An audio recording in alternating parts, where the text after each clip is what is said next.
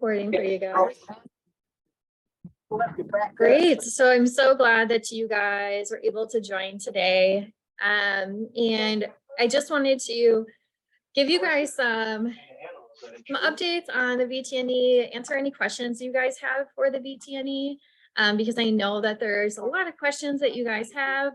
And then also just kind of clear the air, because I know a lot of people try to answer questions and sometimes they're not quite right and stuff like that. So if you guys have questions today, please feel free to ask and I will try to answer as best as I can, or give you at least the resource where you can go to.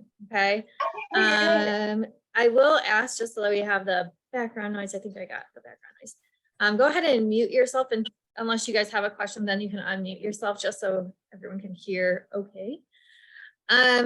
All right, so let me share my screen with all of you so you guys can see what I have for you today. All righty. Technology is my friend, I swear. Okay, everyone can see my stuff. Perfect. Perfect, thank you. Okay, so my name is Beth. For those guys, okay, let me just make sure. Guys, can you just mute yourself really quick for me?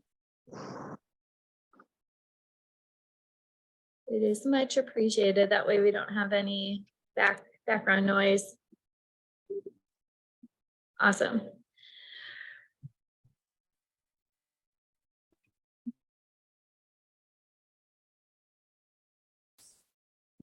Okay, so my name is Beth.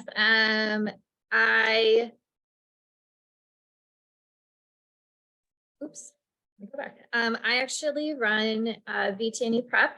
So it's actually a newer type of prep for students who want some extra help to prepare for the VTNE. I've actually had students come in that are still in school and just want some like tutoring aspects and stuff like that too, because we do go pretty in depth in a lot of the subjects and material and stuff, and then we do study sessions. So it is really nice to be able to have that. And I really try my hardest to make it as affordable as possible for people, because I totally know how hard it is right now, especially being a student, to be able to do prep courses and stuff like that. And I do give you guys a lot of resources too within the prep course, so that it is like kind of a one-stop type of thing where you can get as much as you can out of the prep course. Because before I was recommending, a couple books and stuff to get, and it was just really hard for you guys to be able to get the prep course and additional books and stuff like that. We had a question not too long ago about, can you do a prep course, or I'm sorry, can you do the VTNE without doing any prep courses and stuff like that? And the answer to that is 100% yes, you can. It is something that you need to really dive deep on your own, even have study groups, stuff to that nature. And you guys are probably like, oh my gosh, she's like totally saying to do this and not do her prep course. But for people who really can't afford to do the extra things, number one, always reach out to me, because we can always work something out. I have given a lot of people like scholarships and stuff like that if you're really having trouble doing stuff. And number two, yes, you can do it without it. So you can, you just have to use a lot of your notes, a lot of your own books that you have from school, and try to join like as many study groups and stuff as possible and ask questions and stuff like that. So back when I took the test in 2007, there was no such thing as like that tech prep or anything like that. There was not really any study books or anything to that nature. And so we really had to rely on ourselves, and our teachers would maybe do like a study session with us like right before we left school. And that was it. We didn't even have a VTNE prep course in school. So we really had to do it a lot on our own. All right.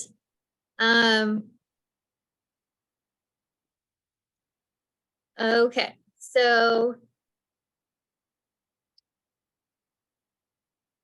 other things about me specifically, so you guys see I have my CBT there as well. I have my CBBL, so that's Certified Veterinary Business Leader. And then my rest of my credentials are actually more of the lines of compassion, fatigue, and trauma.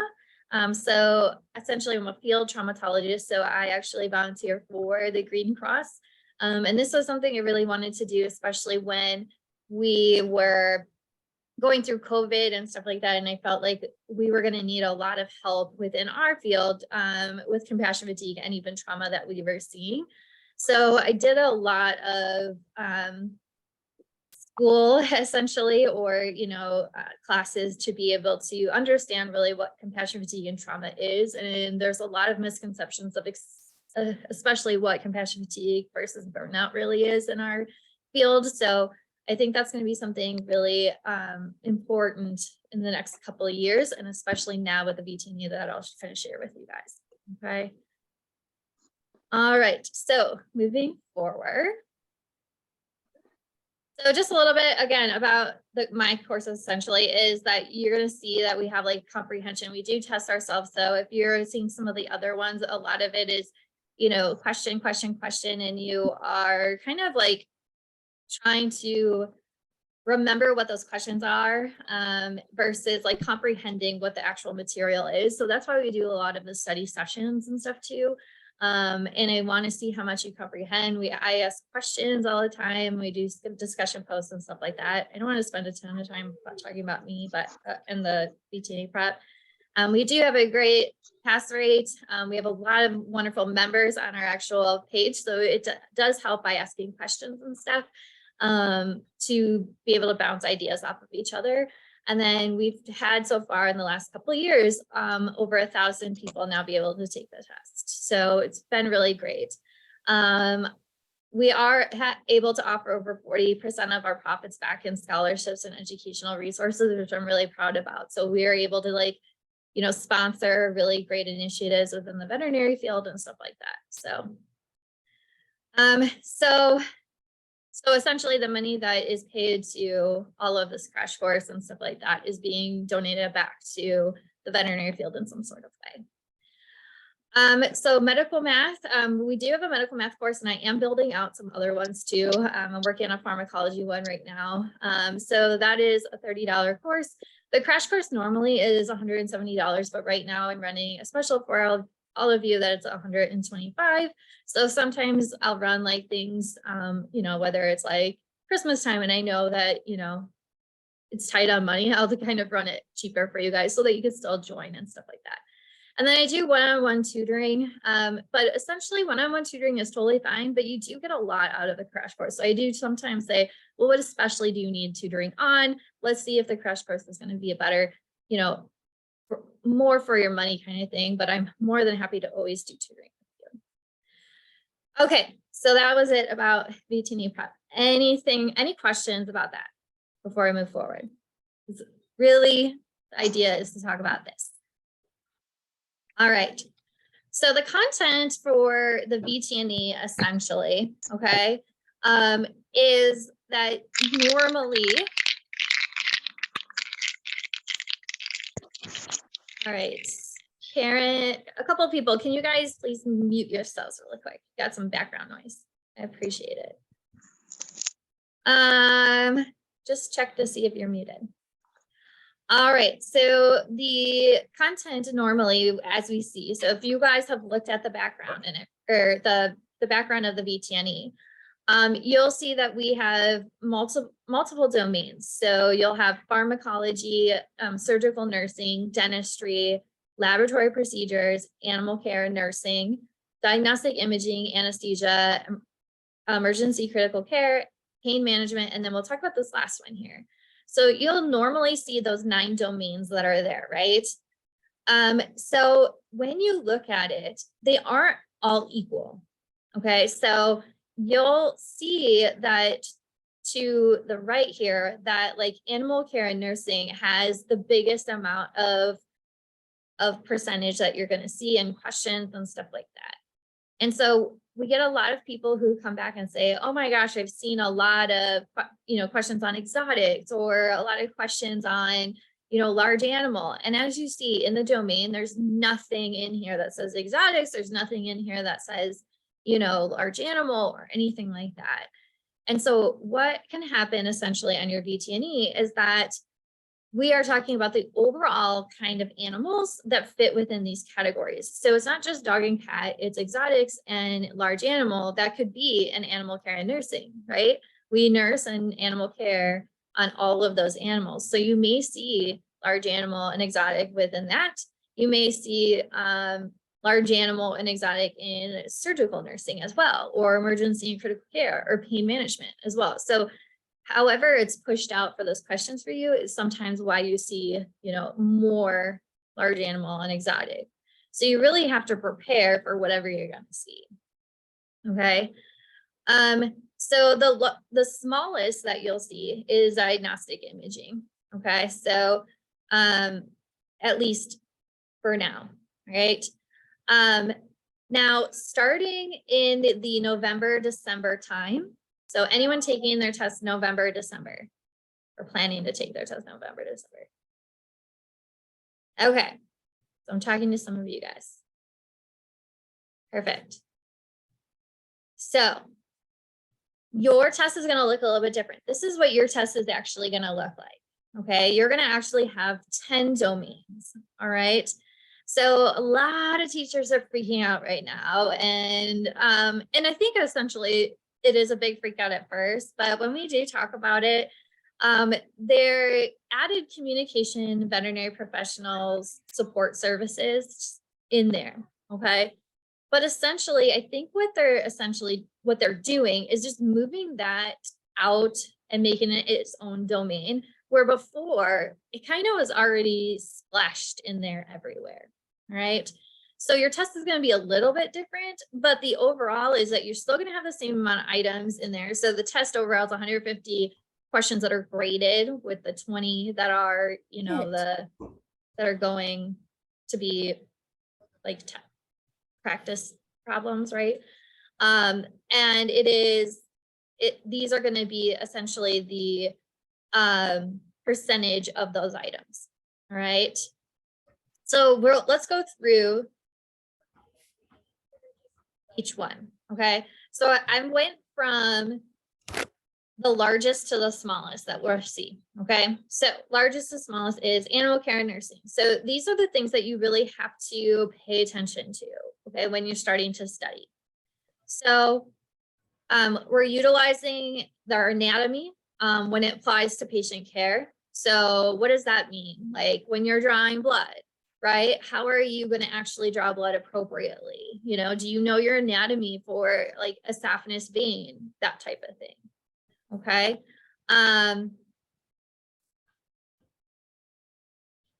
Yeah, it doesn't look like a big change. Perfect. Thank you, Patty. Right. We're already teaching all of this stuff in class. And so it's not a huge change. So when you guys do see it, I don't want you guys to all freak out like, oh my gosh, this is, super different. Why am I seeing a different test than somebody else? It really just is, they redesigned it a little bit. And yes, there is going to be a little bit of a change that I'll get to, but you guys are already being taught this in class. So essentially the VTNE is being updated, and which is nice because it was kind of outdated before. All right. In some ways. So document and manage like your ongoing evaluation. So how do you document things appropriately, right?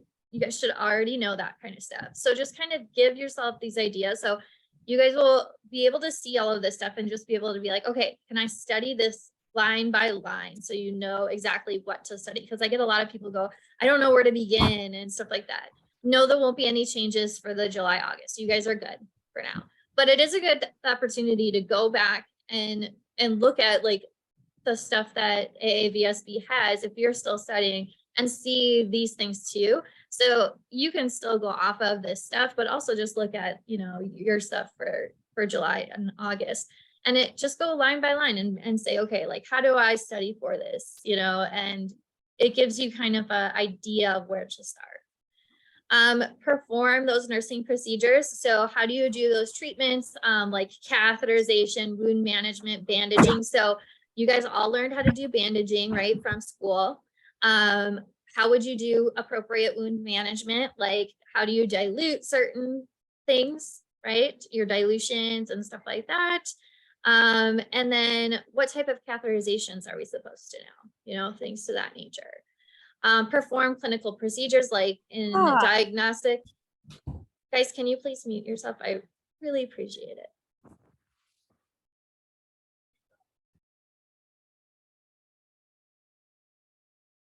And then, so can you do blood pressure measurement? How do you do that blood pressure measurement appropriately? ECG, tonometry, that type of stuff. Like sanitary, comfortable environment for patient healthcare and personnel safety. So all of your OSHA stuff, right? All of that. Diagnostic equipment related supply to have like safety and quality results. So how do you do like your quality control for all of your diagnostic equipment, right? Administer medications in the appropriate amounts. So how do you give subcutaneous injections, or, you know, how do you give your medications appropriately? And then collecting specimens for inside and outside laboratory stuff. So what is the proper procedure, right? And then recognize and respond to behavioral characteristics of a patient. And so this is so important, right? So how do you respond or recognize certain things with cats, dogs, horses, you know, all of those animals, all right? So behavior is a really important one. So keep in mind with that. And then restraining patients with or without kind of equipment and treatment and those safety protocols, okay? So those are the main ones for animal care and nursing that you really have to focus on. And that's a lot when you really look at it. So a pharmacy, okay, is our next one too. So if you've already taken the VTNE 2 and maybe you didn't do well in a certain one, go back and look at these things and say, okay, where did I feel like I wasn't as confident, right? So you can kind of go off of that. All right, so again, utilize that anatomy and physiology and pathophysiology as it applies to any type of pharmacological, chemical, biological agents, okay? So it could be, you know, anything from antibiotics to chemotherapy medications, like anything, right? How do we give that stuff and utilize your anatomy and everything of how that stuff works within the body, right? Prepare medications in compliance to veterinary orders. So if they give you orders for a medication, like how are you going to actually put that order together, right? So some math comes into play. Calculate medications, fluid therapy rates, CRIs. That's a big one I always get questions on is, oh my gosh, I'm terrible at CRIs. So let's go over that. Which CRIs are not bad after a while, like after you do it maybe 1 or 2 times, you're like, oh, okay, it looks really crazy, but it's not. And then dispense medications in compliance with veterinary orders. So how are you going to dispense that to your patient? And then how are you going to do that appropriately, as well as like OSHA and all of that too. So maintain controlled drug inventory, related logbooks and medical records. So this was a big one, even, yes, for the VTNE, but also in real life, right? That we are a lot of times very much responsible for controlled drug medications, and inventory and those logbooks. Okay, so medical records as well. So that's a big one to know. And then recognize classifications of drugs, their mechanisms clinically, like their side effects and stuff like that. Now, they're not asking you to know every single drug known to man, but there's a lot of drugs that we use, you know, all of the time. All right. So just be able to recognize those and put them in the right category. And your teachers and myself are going to be able to give you guys some hints on how to try to remember those things too. So we've been doing this a long time, and we had to do the same thing of trying to remember them, you know, when we were in school. So we put a lot of those things together to help you. And then store and handle, safely dispose all of those medications and stuff and biological agents.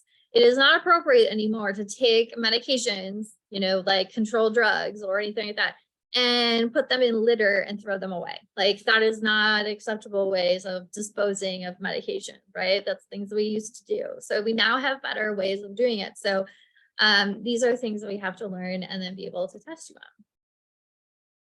So the next one is surgical nursing. So how are we going to know like the anatomy and physiology as it applies to surgical nursing?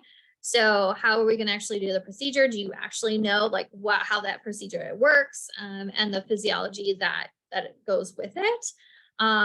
It can be extremely helpful for you to be, again, we're the right-hand person of the doctor. So sometimes they do ask you questions like for your input. So it's really good for you to have an idea of what's going on rather than you just being that person in the room, right?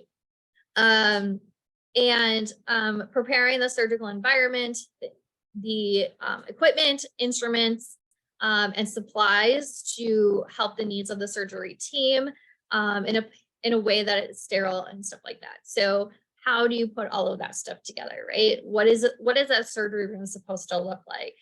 If you've been in I've been in a lot of hospitals, and surgery rooms all look ridiculously different, I swear. So, you know, they really should be only the things that you need in that surgery room, right? So, but sometimes it gets a little crowded in there. Preparing patient for a surgery procedure. So how would you prepare that patient for that surgical procedure? Okay. How do you function as a sterile surgical technician? So you actually scrubbing up and doing everything to actually help in that surgical procedure. Function as a circulating technician as well. So you're not sterile. So what does that mean? The circulation technician. You're not monitoring anesthesia. You're not scrubbed in. You're actually the person who is getting anything that they need, opening the packs and stuff like that for them, that kind of thing. That's the circulating surgery technician. How do you clean instruments in the appropriate method, like manual, so ultrasonic stuff, all of that jazz. Also goes with like endotracheal tubes. I see that question all the time, stuff like that. Maintaining aseptic conditions in the surgery suite and all of that. And then surgery environment, equipment, instruments, that they meet the supplies, sterilizing equipment and supplies in the appropriate method. So how do you guys sterilize your supplies? Do you guys know what the difference between steam and gas is, right? We no longer should be using cold sterile, but we do still see it in practice, okay? So we try to teach everyone out of that cold sterile, okay? So what is the difference between steam and gas, and why do we use steam and gas for different things, right? So anesthesia. So anesthesia, knowing again the anatomy and physiology of anesthesia. Anesthesia can be really, really fun. When I know it's a lot of people like, oh my gosh, I'm scared of anesthesia. It can be a lot of fun for people once you actually understand the anatomy and physiology of how everything is working, right? When you understand the medications and how things are working and how you can potentially go, ooh, maybe we shouldn't do this drug for this patient. And if we combine these drugs together, this actually may work better. Anesthesia can be really, really fun then. So the more you learn about anesthesia, the more you're actually going to become comfortable with it and enjoy it more, I swear. Assist in developing the anesthetic plan. Okay, so this is exactly what I was talking about. So coming up with plans, these are things that I tried to do with my study group is go ask them like, hey, what do you guys do maybe at your practice? Like we start there. What do you do at your practice for those plans? Now, why did you guys put those plans together? Like what do those drugs actually do to complement each other, right? Now, what are some other drugs that maybe you would put together? Okay, so even if you're by yourself, you could think of, okay, well, what do I do maybe at my clinic? And why do they do that? Or ask your doctor at work, you know, like I'm not trying to question the way that you do medicine, but I just have questions because I'm studying, you know, so could you help me through this? Now, are there other drugs we could put together too, so that this makes sense to me, okay? Prepare anesthetic equipment that's related to the supplies of the patient safety. So what equipment do you guys use for anesthesia, right? Some people use a pulse ox and that's it. It's a little scary, but we can use much more, right? We have an ECG, we have a blood pressure. Now, why do we use those during anesthesia? We have our capnograph. Why do we use that during anesthesia, right? So putting all of those pieces together and asking yourself, why are we doing that stuff is going to help you a lot, right? And as you guys can see, none of these things that I've just said so far come with an ABCD question, right? We can do that stuff later. That stuff is, you know, when you really have the comprehension down, all right? So maintaining anesthetic equipment and related materials to ensure that they are reliable, right? So this happens a lot in our practices that we don't have reliable equipment. And a lot of times it's a little bit our fault, right? We aren't that great about like checking things and whatnot because we're so busy with patient care. So we do have to maintain our equipment a lot better. So how do you maintain your anesthetic machine, right? What are you supposed to do to maintain it? Establish our patient airway with an endotracheal tube. So what does that procedure look like? How would you do that? That type of thing. Monitor the patient's status of all stages and planes of anesthesia. So what are the stages of planes of anesthesia? So, and what is like what do we want our stage and plane of anesthesia to be? Anyone know that? The stage and plane of anesthesia we really want them to be at?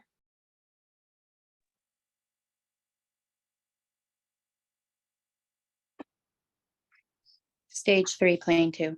Thank you. Stage 3, plane 2. Very good. So that is our golden area that we want them to be. Okay. So make sure you know, hey, what does stage 1 look like? What does stage 2 look like? What does stage 3, plane 1 look like? Stage 3, plane 2, all of those down to stage 4. Okay. All right. All right. So let me make sure I didn't go too far. Okay. Anesthesia lab. All right, laboratory procedures. So anatomy, physiology of all of our laboratory procedures. So what is albumin and how does it work, right? Why is it so important? Same with BUN and creatinine, okay? People think that BUN is just related to kidney function and that means that you're gonna have, that it's a kidney issue and stuff like that. But we have to know, like, hey, in puppies, we may see something a little bit different. So it might be okay, but you may see something a little bit different in puppies or kittens, okay? So there are some little nuances that we may need to know. Prepare and maintain specimens and documents for in-house and outside laboratory stuff. So just how do you do that? What does that look like? That type of thing. Prepare laboratory tests and procedures for microbiology, serology, cytology, hematology, or analysis and parasitology. So these are things that we go over quite a bit. So like, what does a blood smear look like and like the components of it? What do you see when you see these things? Your analysis as well. Yes, we do have like a study view and stuff like that now too, but we do need to have people to be able to evaluate it when the study view says that we need to have a sediment looked at, you know, by a person. So, and then parasitology. So what do those parasites look like? What the life cycle of those parasites, all of that jazz. And then maintain laboratory equipment and supplies. So laboratory seems like a really small category, but there is quite a bit because we have parasitology in there, hematology, and urinalysis, cytology, all of that stuff. Right. Dentistry, we have, for a while, we had some people that were struggling really in dentistry. But I feel like a lot of people that I've been with recently have done pretty well in it. But knowing the anatomy and physiology that applies to dentistry, so everything that's in the mouth, the directional terms in the mouth, all of that stuff, maintaining the environment and equipment, instruments, and supplies that needs for the dental team. So what should that look like? Yes, it's not the surgery room, but we also need to have a space that, you know, all of those things that's spraying all over, right? From the mouth and everything, we need to have a special environment just for dentistry procedures. And then how do we perform a cohat? So we can't necessarily call it a dental anymore because dental doesn't describe what we're actually doing, but we're doing a comprehensive oral health assessment and treatment. So what does that actually entail? So we actually talk about, okay, we are doing, scaling, and then we're going to all of these other things like, oh gosh, radiographs, and then we're going to do probing and curetting and all of that. And then we'll have the doctor look at it, and then we'll do polishing and everything, okay? And then producing diagnostic dental images. So what does that look like? Where do we do bisecting angle? Where are we doing parallel? That kind of. All right, so emergency critical care, okay? So again, anatomy, physiology, they put that for everything. So just knowing how it applies to emergency critical care, performing triage. So what does triage actually look like? Not limited to shock, acute illness, acute trauma, toxicities. So we talk about certain toxicities as well. So, the major common ones that you'll see. We're not going to get super in depth because that's more VTS related, but we can talk about some of the ones. So we're going to talk about the types of shock that we see. We're going to talk about some of the big illnesses like, pancreatitis is one. We'll talk about IMHA, things to that nature. Acute trauma, so hit by cars, stuff like that. And then toxicities we went over. CPR.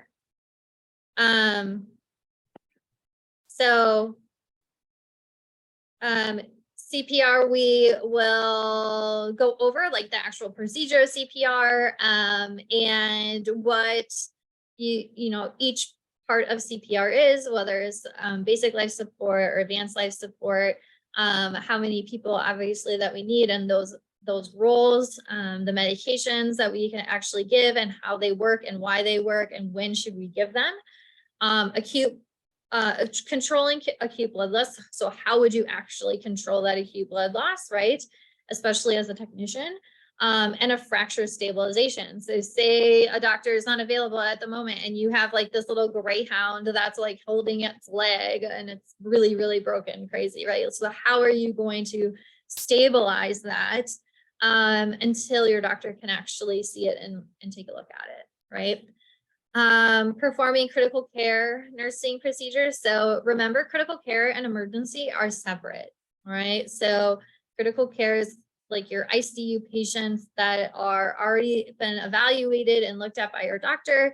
They are hospitalized and being nursed at that moment by your technicians.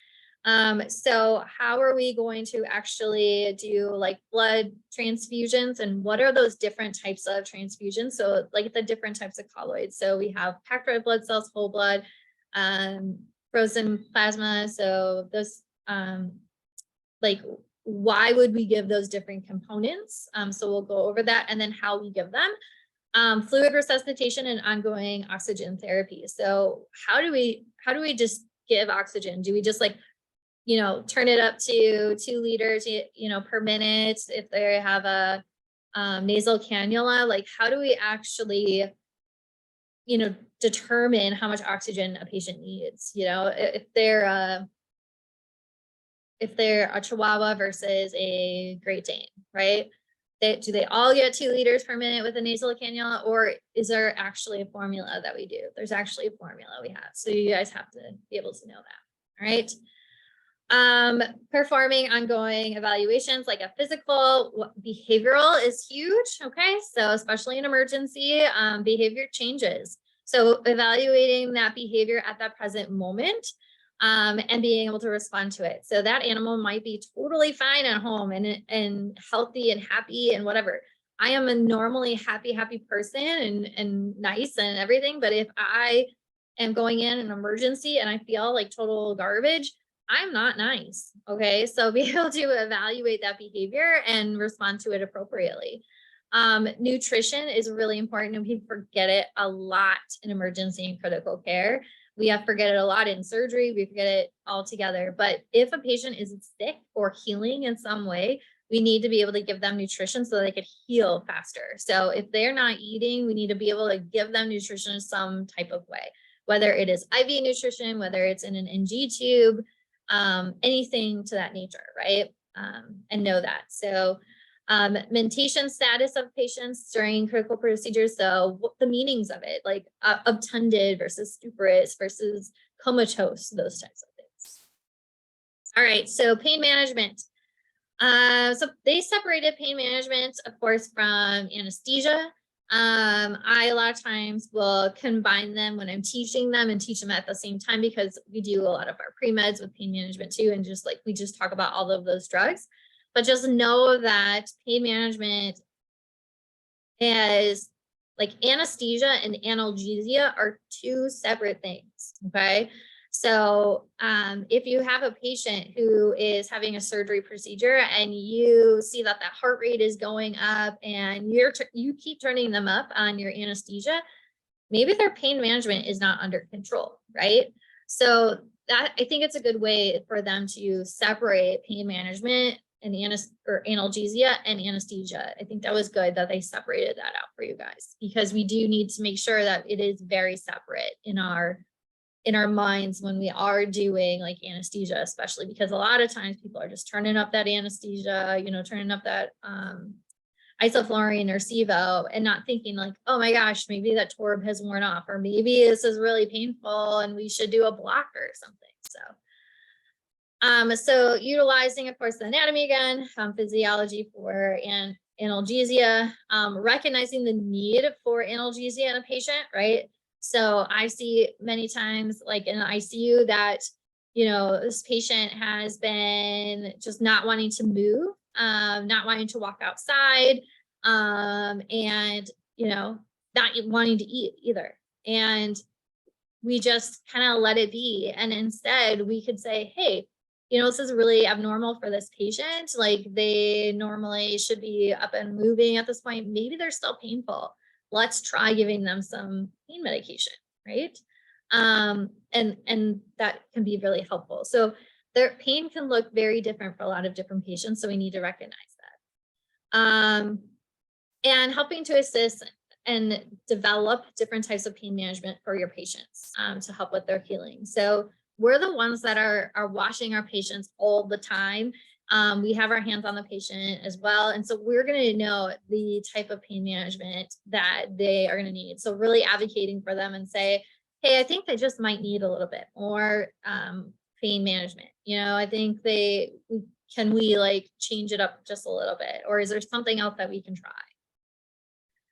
Diagnostic imaging. So again, the anatomy and physiology of that. So how are we going to actually take these radiographs that they're asking for? So you have to know the anatomy of everything that you're doing. Producing those images and including dental images and following that safety protocol. Okay. So safety protocol, meaning we follow ALERA protocols as well. So that goes actually pretty deep in there. And I wish they had like a line just for that to make sure that, well, they actually do have some safety issues, but I wish they had a little bit more in depth on that. So maintaining images, equipment and related materials to ensure safety and quality of those results. So again, yes, we can maintain the safety equipment. So how do we maintain that? How are we maintaining our X-ray machine? How often do you guys have someone come out to look at your X-ray machine, right? Does anyone know? And every state is a little bit different. So that's interesting. And then how are we going to maintain all of our, you know, lead gowns and stuff to that nature? You know, how often are we checking those? That type of stuff. Okay. How often are you changing your dosimeter badges and getting those checked? That type of stuff. Okay, so this is the new one. This is the big one that I wanted you guys to talk about. So, so communication and the veterinary professional support services, right?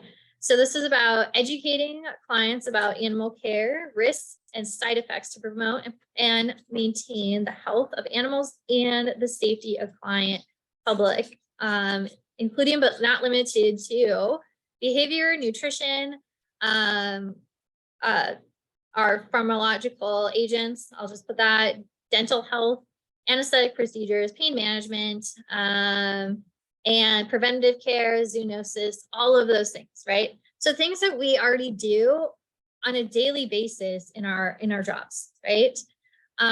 So to me, this seemed very, very important that we do actually test you guys on how to educate clients, people in general on all of these things. And I think before we did really have that in there somewhere. It just, they pulled it out to make sure that we do highlight that for you guys, and you guys are being taught that in school 100%.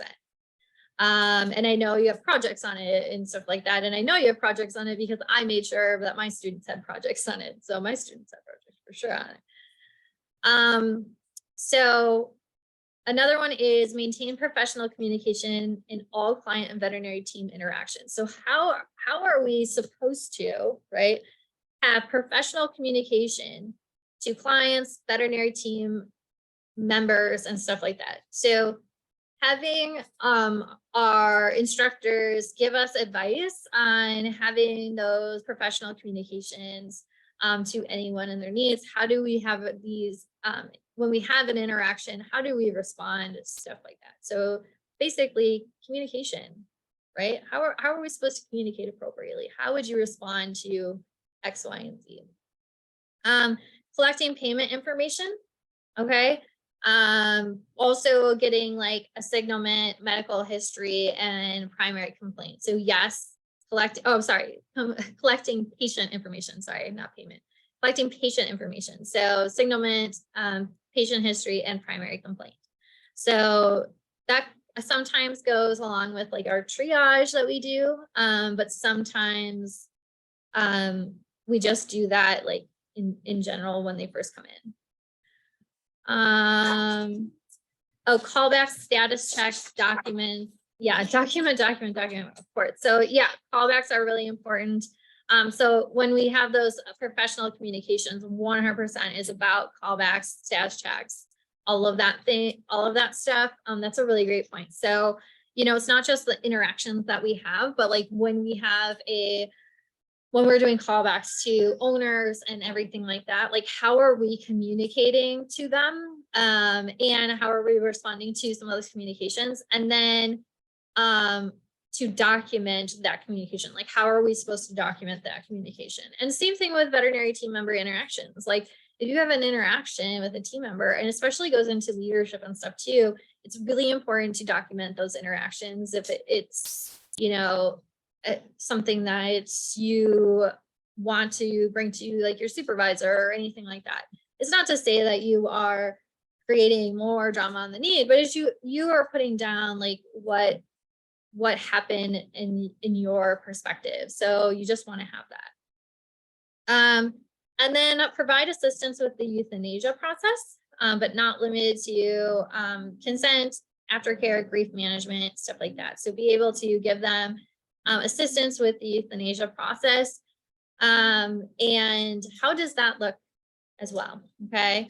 And being able to provide resources for them. Right.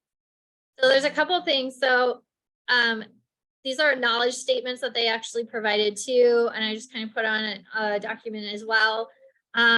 It's a lot of it is the same stuff that we just kind of talked about. So I'm not going to go over every single one, but there is a couple that I wanted to go over here for you guys that are a little bit different. So some are public health aspects. Again, that's the stuff that you guys are going to have to be able to, you know, that interaction of relaying that information to clients. So the public health, environmental health, safety procedures.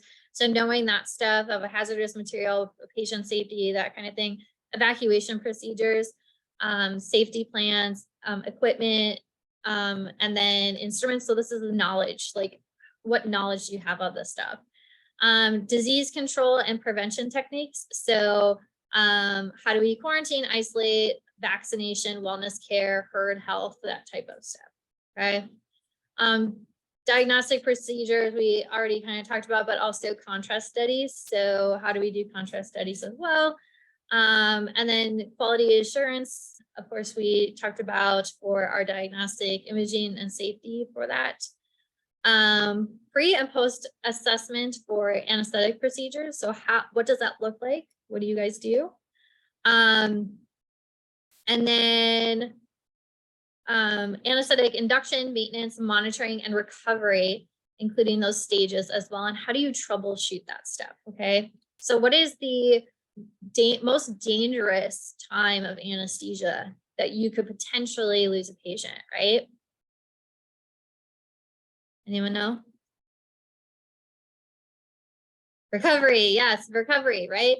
And that's the time where a lot of people are like, here, wake up, wake up. Okay, he's extubated, now we leave, right? And it's like, oh gosh, you never know. So that's a really important time to like, it's okay to take an extra moment. And I just watched a video where someone was like extubating an animal and they put like a treat right by his nose to try to wake him up. And I was like, oh my gosh, but like we can take some extra time. So these statements aren't necessarily 100% new, but these are ones that I really wanted to highlight for you guys. Some of them are new. Some of them have been there, but I really wanted to highlight these guys so that you guys have a better understanding of like, what could you be tested on? Because I know a lot of you guys are like, where do I start? You know, what am I supposed to do?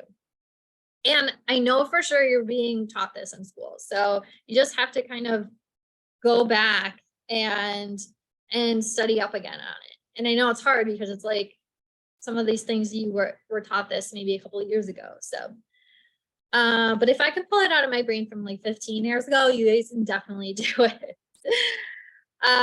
So procedure care, maintenance of all of your diagnostic, therapeutic, surgery stuff, all of that I said, professional ethics. So taking a look at the veterinary technician code of ethics. All right. So grab that, take a look at it. So what are the ethics that we have for our job, right? These are important things that we need to know. Like our doctors have an oath, right? They have an ethic. They have their own ethics, right?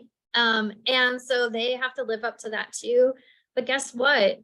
We have a license just as well. And we have an oath that we take too. And we should really take that seriously. And if we question something that belongs within our ethical code and our license could be on the line, we got to speak up. You know, there have been moments where I've had to speak up and it's been hard, but you know what? I had to do it. And luckily things happened and it got better. So definitely take that seriously. Perfect. Oh, thank you, Michelle. I'm so glad you're here. You're such a help. So techniques in communicating with our veterinary team and clients. Record keeping is super, super, super important. How do you record keep? How should that look like? You know, your teachers are teaching you how to record keep. So definitely. Signs of suspected animal abuse, okay, including but not limited to physical and emotional trauma. All right. So yes, there can be emotional trauma to animals, believe me. The last one is really important. And this was the one that some teachers were like, okay, what is this? Where is this coming from? And we had a discussion on it, right? So crisis intervention skills. All right. So crisis intervention skills, I'm going to give you guys a resource too. So crisis intervention skills are if we have ourselves or anyone else on our team, and we need to be able to recognize people on our team that, or even clients, right? Anyone. Like our job is really, really hard because we not only care for our patients, but we also care for clients. Like newsflash, we care for our patients and we care for clients because we have to be able to help them in those needs of that they're going through a lot of stress too. They're going through that their patient or their animal's really sick, and we're there for them as well. And it can be really, we take on that a lot of times. So we take on that secondary trauma. It's really hard on us. And that's where we get that burnout, and it just really wears on you. And then you go home to your real life, like your second life, right? And there's other things that you are living through and stuff too. And so we have to be able to recognize within ourselves and within our team, like, is there something going on? I'm noticing certain signs that are just not okay. And then how do we actually respond to those things appropriately, right? So the AVMA, so they have QPR training in general for like anyone. You can take it. This is suicide prevention training. And you can take it on your own, and it is really not that expensive. I think like $30. It's not that expensive. But the AVMA has QPR training through the same group. And it is free for all veterinary professionals. So I can provide you guys the link as well. Of course, this link is not great. But if you just look up AVMA QPR training, it will bring you to the actual site for you, and you will be able to take it for free. So I really recommend that you guys go ahead and do it. And this is a huge reason why I wanted to do this as soon as possible, to give you guys some time to be able to actually just take it. So even if you're not taking the test in December or November or whatever, or afterwards, it's not a bad idea to do it, because we have so many issues within our profession, because we're caring people. We are extremely empathetic and compassionate. And sometimes we need to learn some aspects of like, how can we prevent ourselves from burning completely out? And how can we recognize within our team members to help them? So please definitely take this. This will help you for sure. And then I know I will be adding some things within my course too, to be able to give some resources and stuff like that. And I am completely sure that the teachers within schools are going to be adding additional content to their teaching as well, whatever they haven't done, which I know that they already are talking about compassion fatigue and stuff like that too. So, so that is one of the big things that they have added. Like I said, I have extended my 12-week course for anyone who wants to take it. Is $125 for our crash course. So if anyone wants to go ahead and take it, I encourage you. But I am opening up for questions or comments, whoever has it.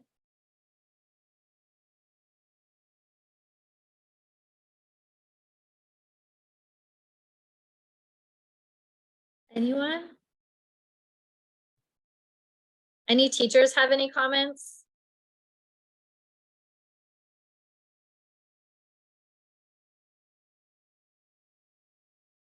I will have this recording up on my YouTube page, and then also it will be on the VTNE Prep Facebook page as well for everyone. And then I will make it shareable as well for you guys. So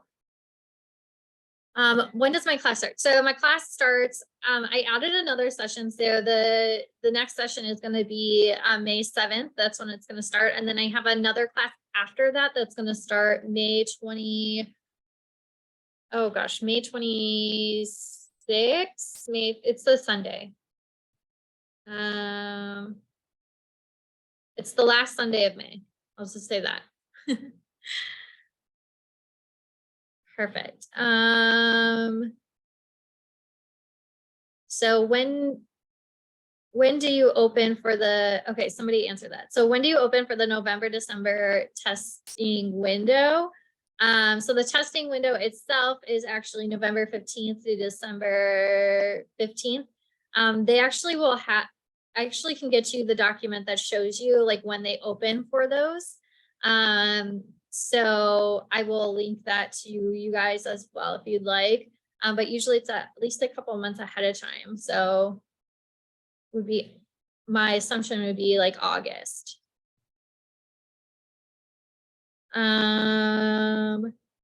How much AB animal content is there? I don't know what that means. I have a question about signing up for the VTNE. Okay. Lab animal. So are there weekly series at a certain time? So yes, I do weekly study sessions on Sundays at 9 o'clock Central Time for everyone. And then those are also recorded in case people aren't able to attend. So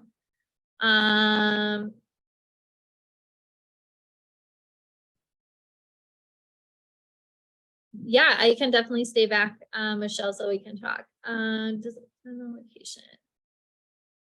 Location, you just have to, so if you're taking my class, location wise, you'll just have to, you know, it's Central Time, so you'll just go off of wherever you're at.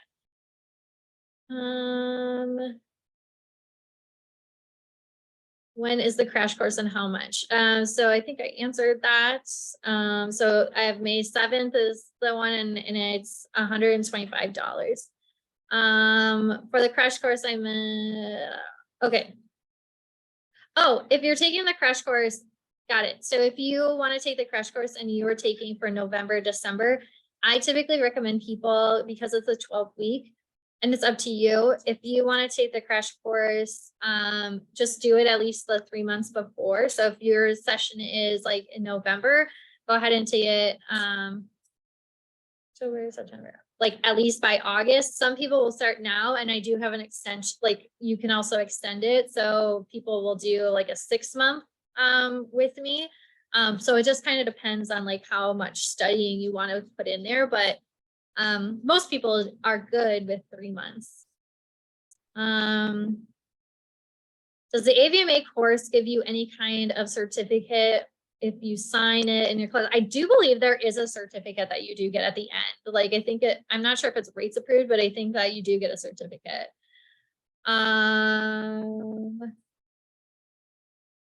Oh, Michelle, that's awesome. I would love to talk to you about that. Do I have a copy of my PowerPoints? I do give you guys some notes. A lot of times on my study sessions, I don't use PowerPoints or anything. You guys will see it on some of my sessions. We do a lot of like I do a lot of drawings, and I do not my drawings are not good, but it gets the point across. And then we do a lot of math and stuff like that too. So the way that I teach is not really PowerPoint related.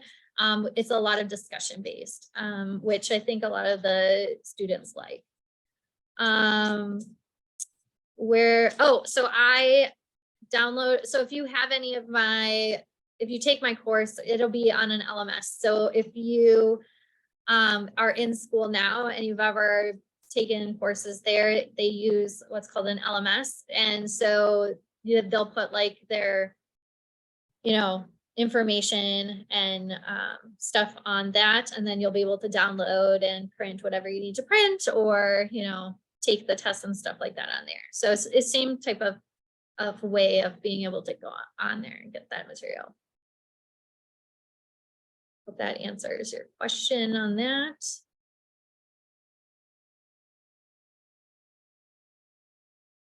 Mentors. Okay, so thank you. The mentorship program. So we had a mentorship program on our VTNE Prep, and I guess Facebook has changed the way that they're doing mentorship. So they like discontinued how they are doing their mentorship aspect. So I have to do a little finagling of how I'm going to change the mentorship. We still have mentors, but I have to change the way of how we do it. So what I'm going to do is reach out to my mentors and kind of make a list of them, and then put something out for you guys of like who wants to have a mentor, and then match you guys up appropriately or something like that. So give me just like a week or so to kind of figure out how I'm going to move forward with it. But yeah, Facebook just ended how we were doing it before, so I have to work that out. The crash courses are absolutely recorded, and they are put on your Moodle page for you to be able to see. So you can go back and watch them, or you listen to them like however you like, or that kind of thing. Totally understand scheduling and stuff. I believe you could still take the test at home. It is proctored through like webcam and all of that stuff. So it's just kind of up to you how you want to do it.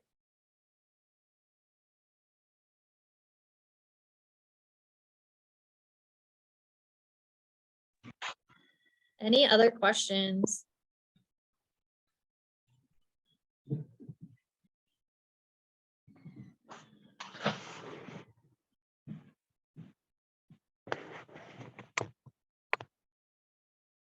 Awesome. Well, you guys have been really, really amazing. I appreciate everything that you brought today, all your questions. I appreciate you listening in and kind of finding out some more information. I hope it helps. I hope it helps kind of you organize how you need to study too, even just on your own. Even if you're doing any type of material studying too, this will hopefully help you to be able to go like, okay, it's not going to be as bad if I can kind of just go maybe one domain at a time and really focus on it. I know that it's hard, but you guys can really do it. I hope to see you guys all soon. Please take a peek at us on our Facebook page, VTNE Prep. There's a ton of really great people on there that's always willing to help. You can always feel free to email me too if you have any questions or anything like that. So yeah, I'll see y'all soon.